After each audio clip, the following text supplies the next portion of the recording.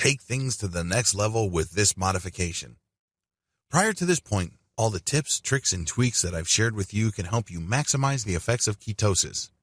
They will help you flip the script from using blood sugar as your main energy source to burning fat.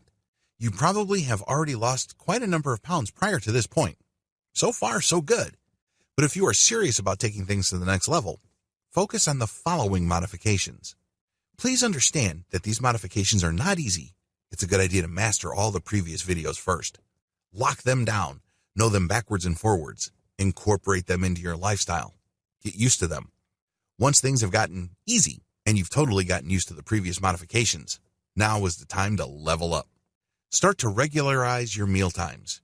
You need to start giving yourself certain rules regarding your meals. If you notice that there is a certain pattern for your hunger cycles, get them down in writing. Try to make them regular. The key here is to strike a deal with yourself.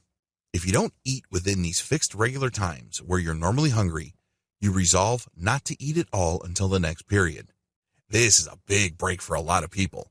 But once you get over this hump, the fat seriously just melts off. It's unbelievable because you reduce your calorie intake quite a bit. And the best part is that once you get used to this, you don't even miss those calories. This is because you have resolved to know your hunger patterns and internal body clock schedule intimately. This takes quite a bit of self-awareness. This definitely takes quite a bit of time and effort. It's not like you know these already. Because a lot of people with shifting schedules are very distracted. It turns out that their bodies actually have fairly fixed hunger cycles, but they wouldn't know it because they are focused on their other schedules. They're focused on their work schedule. They're focused on going to and from their home. But once you zero in on your hunger cycles and you regularize these in terms of your meal times, you make quite a bit of progress. Because eventually, you would be able to skip meals if you're not feeling hungry within a specific period of time. And then you would be able to wait until you're hungry again for the next period. Also, your mind gets used to it and you are able to stick to your meal times. Eliminate or greatly reduce snacking. Prior to this point, you can still snack. But eventually, once you've regularized your meal times and your hunger cycles have become more controlled and fixed, you can start eliminating snacking. Now, please, understand that this is not going to happen overnight. You've probably been snacking all your life. Welcome to the club. That's how most people are. That's perfectly okay. But once you have a good hold or control over your hunger schedule, you can make amazing progress in greatly reducing or flat out eliminating snacking. I know it seems like a pipe dream right now. It seems almost impossible, but you'd be surprised as to what you're capable of if you put your mind to it. Start with a gradual reduction. It doesn't have to be big. You don't have to be a hero. You're not looking for some sort of great leap ahead. You just want to make a little challenge. You'd be surprised as to how quickly you can do this because you've taken the right initial steps, which is to regularize your meal times. Eventually, scale down to 1 to 2 meals a day. I have to admit, if I were to tell you this up front, you will probably set you back.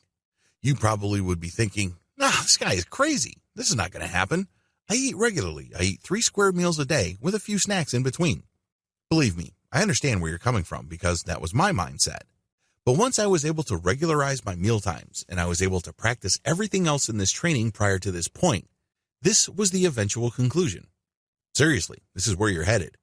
Because if you did everything that I've told you correctly, this is where you will be. You will be able to scale down to 1 or 2 meals a day.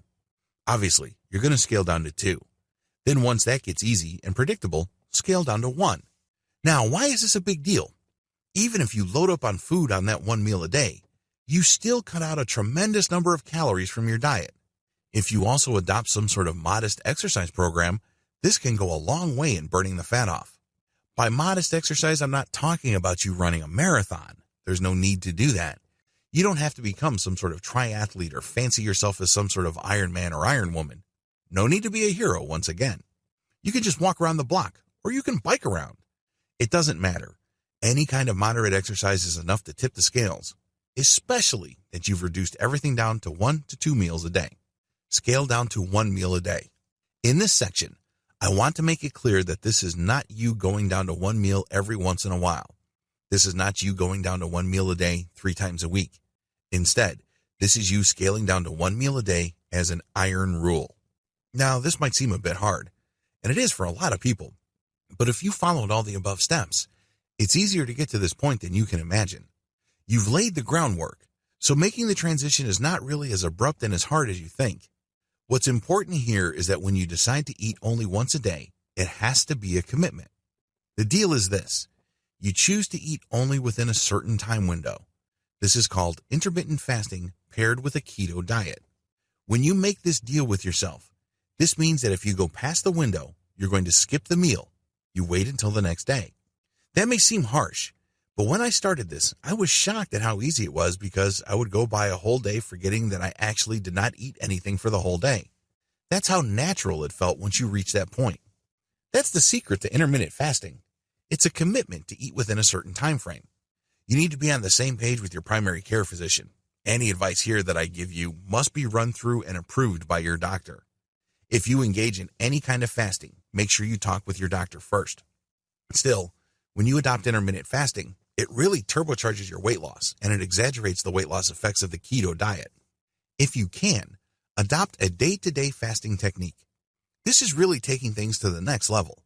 With a day-to-day fasting technique, you're basically eating within a certain time window one day, then completely avoiding any food the next day, and then going back to eating. Now, a lot of people never reach this point. This is purely optional. But if you want to really level things up, this is definitely a good candidate. Some people even take things to a whole other level. They would go 2 days fasting, and then 3 days eating, and then back to 2 days fasting. That may be too extreme, but it's definitely an option you should explore once you're able to pull off all the other steps described above.